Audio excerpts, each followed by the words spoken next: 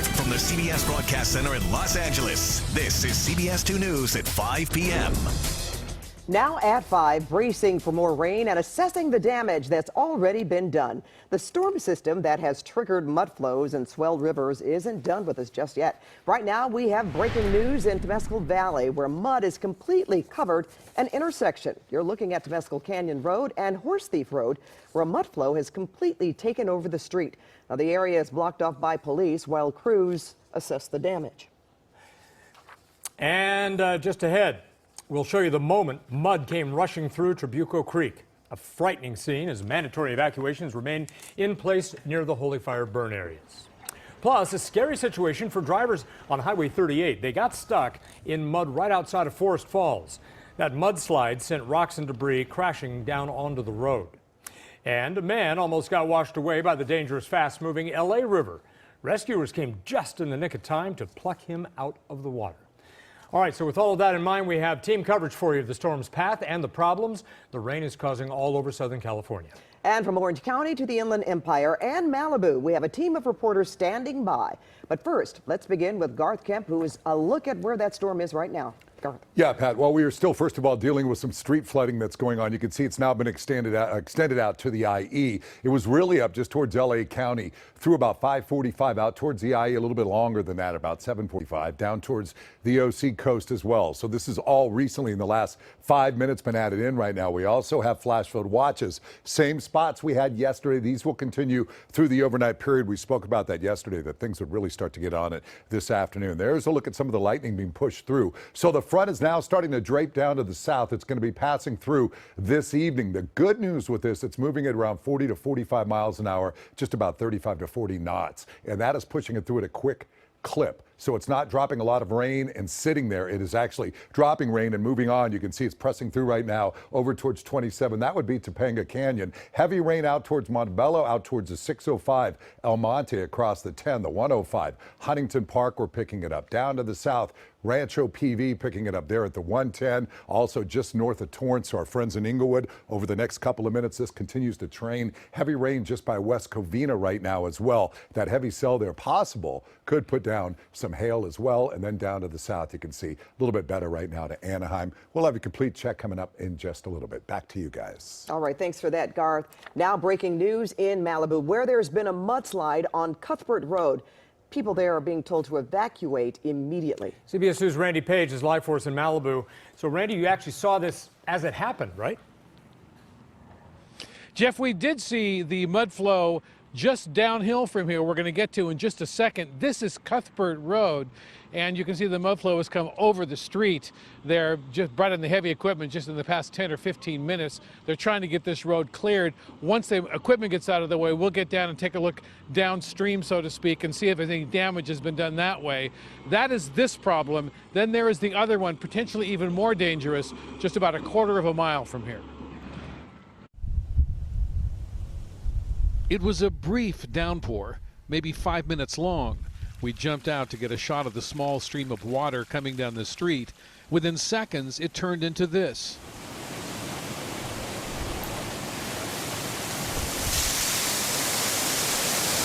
Then this. Roberta Sengstack was driving down the street when the mud came roaring through.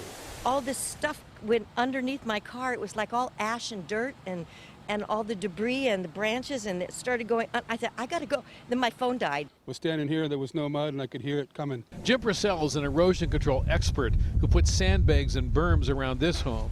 He watched all of his work destroyed in a matter of minutes. This was just in 10 minutes, so this is just the start of what's going to happen.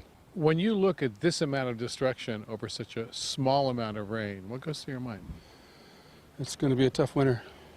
It's going to be really tough. I've seen it before. I've been working in Malibu for 35 plus years, and I've seen the fires and what they can do, and it's going to be a tough one. Do you worry that this house might not survive? Definitely. If we don't do something much, much stronger, it's not going to make it. As we're back live watching this heavy machinery, keep in mind that all of this mud that you see happened as a result of a 5 or maybe 10-minute downpour.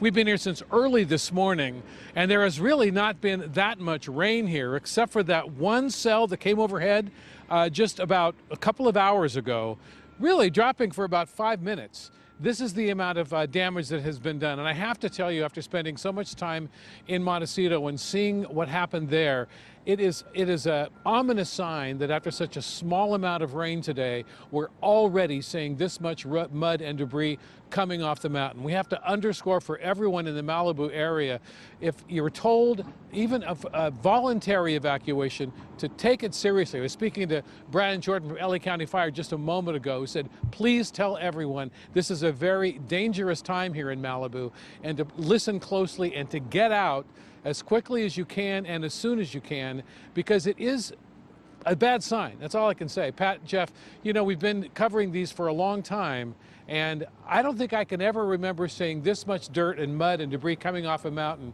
with such a small amount of rain coming down. You know what, when Randy? you look at the size of the mountains here that are bare, it's a problem. Randy, looking at your live shot right now, that's the first thing I thought about when you mentioned Montecito. I almost remember you being in the same juxtaposition, and it didn't take just a moment's notice and that mud came crashing down. So you're so right about that. Absolutely, Pat. And the thing is, it often happens in the middle of the night. You just don't have time to get out. And then one more important thing to remember, you can leave for just one day, maybe 2 at the most, and you can make sure you stay safe. It's a small price to pay for your life. All right, thank you. Words worth taking to heart. Thank you, Randy Page. Now, first responders had a busy day rescuing people who didn't obey mandatory evacuations. CBS 2's Inland Empire reporter Tina Patel is live in the Holy Fire burn zone of Lake Elsinore. Tina. Yeah, and the rain has been coming down in the Inland Empire on and off all day, very heavy at times. That is not only creating concerns and problems in this recent burn area, but in other nearby foothill communities as well. Several drivers got caught when rock and mud came tumbling onto Highway 38 in Forest Falls. Literally, the whole mountain seemed to come right across the road. I mean, trees, boulders.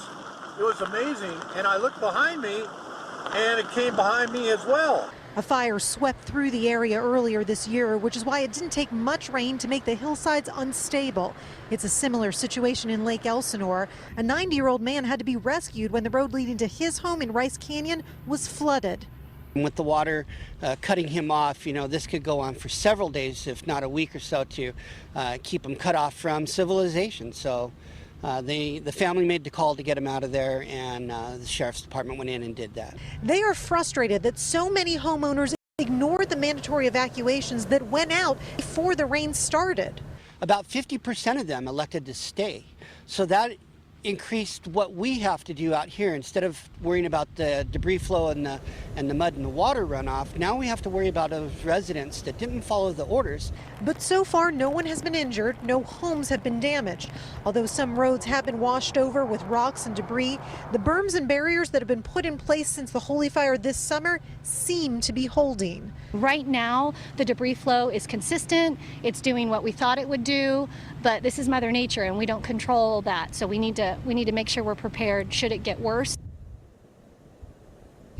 And that's the problem, is that there's more rain expected not only tonight, but in the days to come. And because the ground is already saturated, it might not take as much the next time to cause a slide. That's why for now, the mandatory evacuations here in the Holy Fire burn area are staying in place. Live in Lake Elsinore, Tina Patel, CBS 2 News. Tina, thank you. And this is what the storm sparked on the Orange County side of the Holy Fire burn zone. A river of mud, another one right through Trabuco Creek. And that is why mandatory evacuations are still in effect there tonight. That's right. CBS 2 Orange County reporter Michelle Gili is live in Trabuco Canyon, where some are staying away and others aren't. Michelle. And you know what's pretty remarkable, you guys? This water behind me, this black, dirty water, has been moving steadily now in this creek for 5.5 hours now. We were here at the Trabuco Bridge when all of a sudden it started.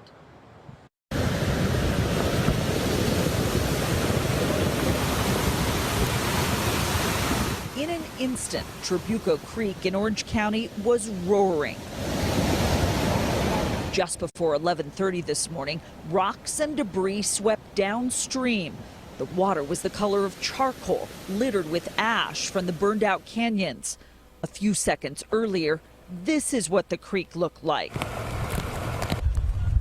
But more than 2.5 inches of rain fell deep in Holy Jim Canyon, and the floodgates opened. Very surreal to see, and a lot of people underestimate Mother Nature. We were out here, we saw the rain, and we took proactive measures to be out here, set up some K-rail barriers to keep people and vehicles out. And in a moment's notice, you could see it making its way down the creek. As a flash flood watch took effect this morning, mandatory evacuations were ordered near the burn zone in Trabuco Canyon. Trabuco Canyon Road was blocked so no one could pass over the creek. Well, we have to go back all the way around. So now we got to go all the way back. There's signs said evacuation, but I didn't think the creek would be overflown by now. Anticipating a scene like this, students at nearby Trabuco Elementary School were told Wednesday that they'd report to classes in Mission Viejo for their safety.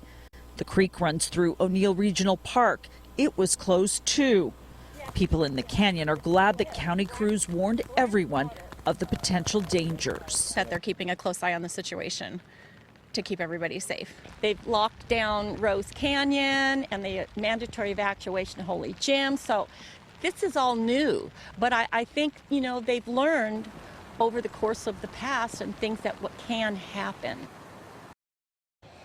Back live now looking at Trabuco Creek. I can tell you that the flow has subsided because when we first saw it coming down from the hills, it was touching the bottom of the bridge there. The water was touching the bottom. It never flowed over Trabuco Canyon Road, however, but the crews here say that that's always possible. So they're going to keep the road closed, these evacuations in place. And I got to tell you, as we stand here, there's kind of a musty smell to this water. It's almost like after a fire's burned in your fireplace and kind of sticking your nose close to that. That's what this water smells like.